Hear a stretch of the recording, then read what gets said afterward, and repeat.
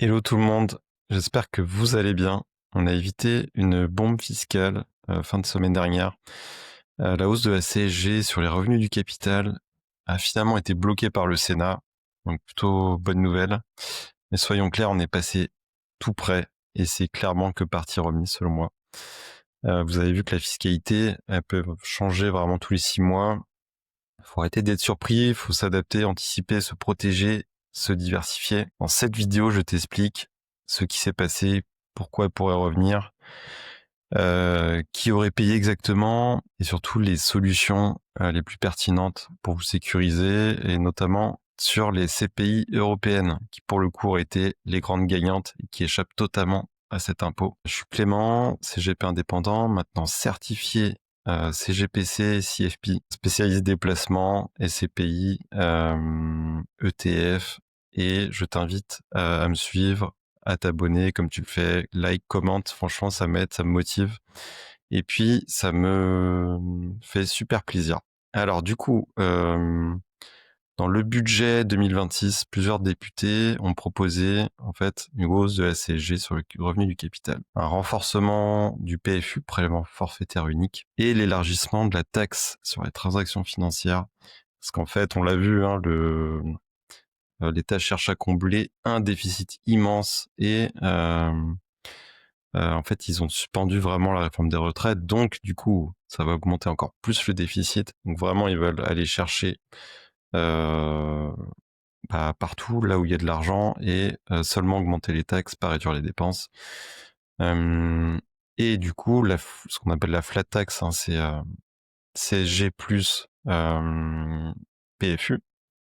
Aujourd'hui, c'est 30%. Ils proposaient de la passer à 31,4%. Donc, c'est quand même une hausse de 7% qui aurait plombé encore un peu plus tous les rendements finalement financiers. Des livrets, des dividendes, enfin tous les revenus du capital, et on va revenir en détail là-dessus. Heureusement, c'est pas passé au Sénat, ça a été supprimé, mais attention, le signal il est quand même donné, et je pense que c'est que partie remise malheureusement. Pourquoi ça reviendra très probablement en fait. On a la dette record, une fiscalité hyper instable. Chaque année c'est pareil. On remet en avant l'arme des taxes, on regarde où il en a, et hop, c'est toujours les détenteurs du capital qui sont un peu montrés du doigt. Et pourquoi eux? Parce que c'est rapide, c'est simple, et en fait c'est juste politiquement acceptable entre guillemets. Et malheureusement, voilà, il n'y a aucun courage politique aujourd'hui. Euh, Derrière, ok, la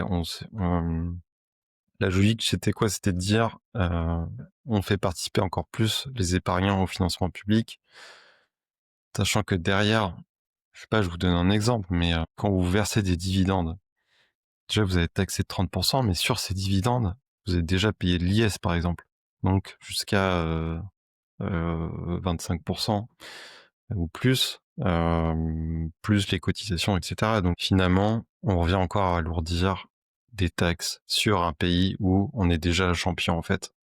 Et du coup, qui aurait été concerné, c'est quasiment l'univers de placement, les intérêts des livrets par exemple, livrets bancaires, les obligations, les dividendes, j'en parlais, les plus-values sur les comptes titres, sur les PEA, sur les CTO, vraiment vos revenus fonciers aussi, qui sont taxés pareil, CSG plus prélèvements sociaux.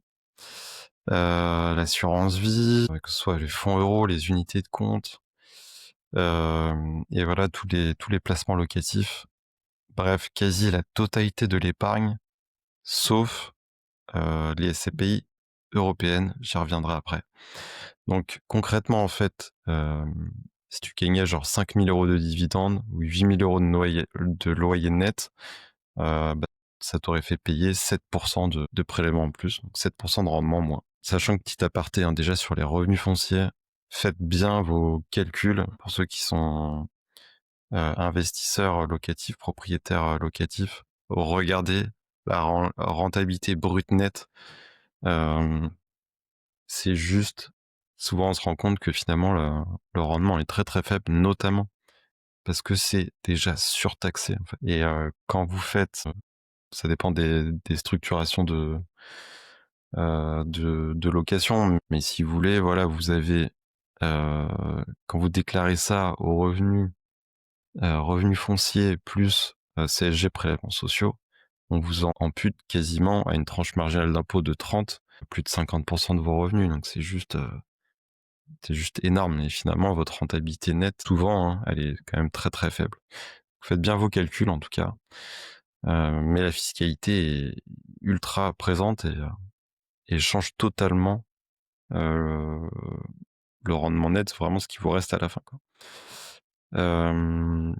Du coup, réfléchissez bien à vraiment mettre en place une vraie stratégie patrimoniale, bien regarder surtout l'impact fiscal de vos rendements. Je dis toujours il faut se diversifier, mais là ça prend encore plus son sens pour éviter de se retrouver dépendant en fait de ce que va voter l'Assemblée d'une année à l'autre. Ça change tellement tout le temps.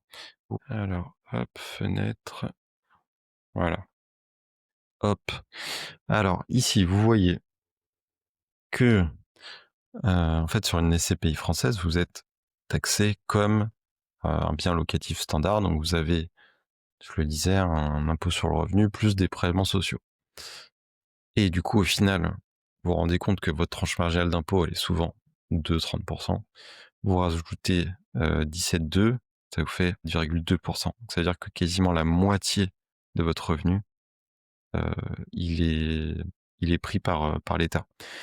Gros avantage sur les SCPI européennes, c'est qu'il n'y a pas de prélèvements sociaux déjà. 17,2, vous ne les avez pas.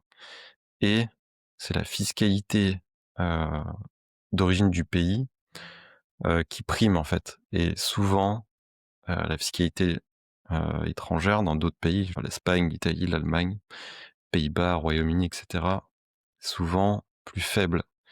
Et finalement, ça réduit nettement votre fiscalité de votre placement. Et derrière, vous avez un crédit d'impôt. Il n'y a pas de double imposition à la fois à l'étranger. En France, vous avez ce qu'on appelle des conventions fiscales.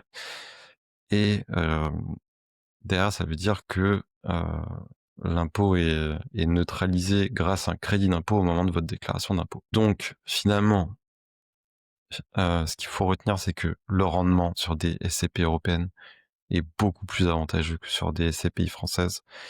Et les meilleurs acteurs, ils l'ont compris. C'est qu'aujourd'hui, les SCPI qui collectent le plus, qui sont dans les meilleures dynamiques, qui achètent dans les meilleures conditions, et ben, c'est des SCPI diversifiés en Europe.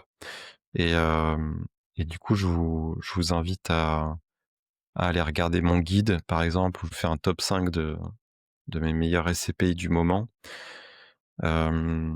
Et du coup, peut-être vous y verrez sûrement plus clair sur le fonctionnement, comment ça fonctionne, en toute transparence, toute la documentation que vous pouvez retrouver.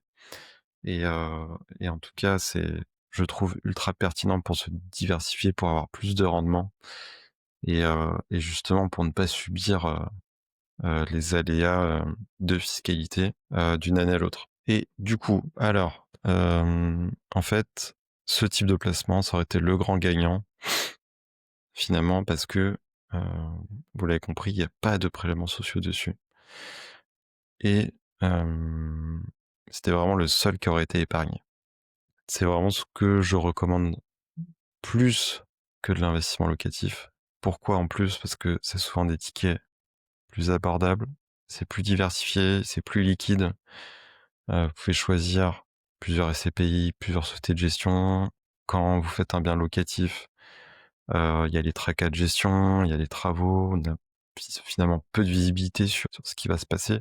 Il y a le risque d'impayé aussi. Et les SCPI, c'est pour moi le meilleur de l'immobilier sans les contraintes derrière. Donc je trouve pas ça magique, mais presque. Mais en tout cas, diversification, c'est hyper intéressant. Pour ceux qui l'ont pas encore vu, j'ai développé un simulateur, que ce soit sur des investissements SCPI, à crédit ou en comptant. Et là, pour le coup, vraiment, vous pouvez simuler votre cash flow par mois net, vraiment le net qui vous reste post-fiscalité selon votre tranche marginale d'impôt,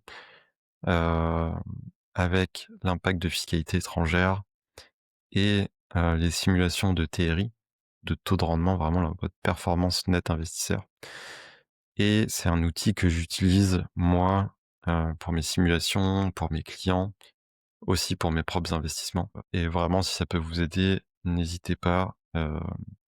Moi j'ai une vraie expertise sur ce type de produit. J'ai été gérant pendant 3 ans sur des SCPI, EPCI, j'ai plus de 10 ans d'expérience dans la finance. Ça m'a permis vraiment d'acquérir des solides compétences dans ce milieu-là. Je suis content vraiment de pouvoir vous l'apporter.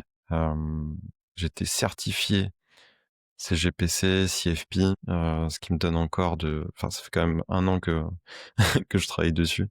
C'est des examens assez lourds, je suis quand même super content d'avoir, d'avoir franchi ce cap aussi et c'est un label qui est reconnu à l'international, donc c'est vachement bien. En conclusion, du coup, on a évité la hausse de la CSG, bonne nouvelle, mais on n'est pas à l'abri que ça puisse revenir un jour. Du coup, ce que je préconise, c'est se diversifier, s'ouvrir à l'Europe, à l'international. Vraiment, faites attention à votre rendement brut et net, net de fiscalité, vraiment net de ce qui vous reste post-déclaration, etc. Et construisez un patrimoine qui résiste aux changements politiques. Voilà, moi de mon côté, je fais une petite aparté dessus, mais voilà, je suis pas juste là pour vous proposer des placements. Vraiment, j'accompagne durablement mes clients sur le pilotage de leur portefeuille, sur des arbitrages si besoin, sur des analyses de marché, sur une newsletter mensuelle que j'envoie à mes clients. Vraiment, je prône le côté humain avec de la rigueur, de la bienveillance. Et voilà, sur le long terme, je trouve que c'est hyper important. Et je le rappelle une nouvelle fois. Alors, si vous souhaitez structurer votre stratégie avec un suivi sérieux pro, vous avez mes coordonnées en description. N'hésitez pas. Vraiment, ça me fait toujours plaisir. Et dites-moi si la vidéo vous a plu, si ça a pu vous aider. N'hésitez pas à vous abonner, à partager, à mettre en commentaire. Franchement, ça m'aide énormément. Et, et voilà, j'espère que tout est clair. S'il y a d'autres sujets que vous souhaiteriez aborder, surtout, n'hésitez pas. Et puis, je vous dis à très bientôt. Passez une bonne journée, une bonne semaine à tous. Bye bye.